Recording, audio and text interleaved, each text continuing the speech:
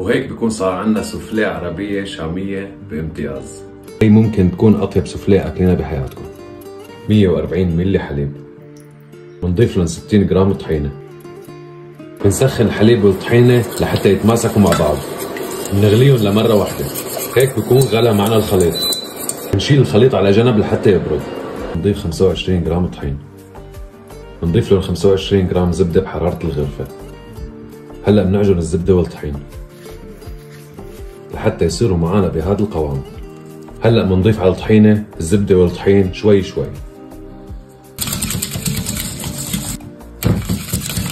هلأ بدنا بياض بيضتين وصفار بيضتين. هذا البيض لازم يكون بالزبدية الكبيرة. بدنا نخفق بياض البيض بهذا الشكل. شو حابين تسموا هاي السوفليه؟ أنا رح سميها بما إني شامي سوفليه تمار بكعك. انتو فيكم تسموها سوفليه بطحينة أو أي اسم تاني. انتو فيكم تعملوا هذا الشيء بالخفاء الكهربائية. نضيف لهم هلأ 30 جرام سكر. لازم البياض البيض يكون معنا بهذا القوام، إذا قلبناه بضل مثل ما هو. بنضيف عليهم صفار البيض، كمان نحركهم مظبوط لحتى يصيروا معنا بهذا القوام.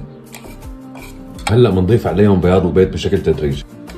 هلا بنحرك بياض البيض بهذا الشكل.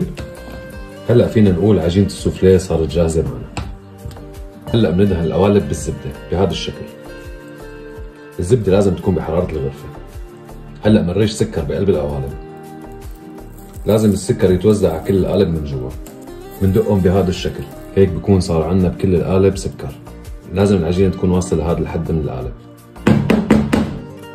بنحطهم ببايركس معبى 3/4 مي سخنة. بنحطهم بالفرن من 30 ل 40 دقيقة. بنشيلها من المي. هلا بنفتح السوفليه بهي الطريقة. وهلا بنحشيها بدبس التمر. نحط دبس تمر على الصحن. هلا عنا هون طحينة. وهلا بنحط السوفليه على الصحن بهذا الشكل. بنزينها.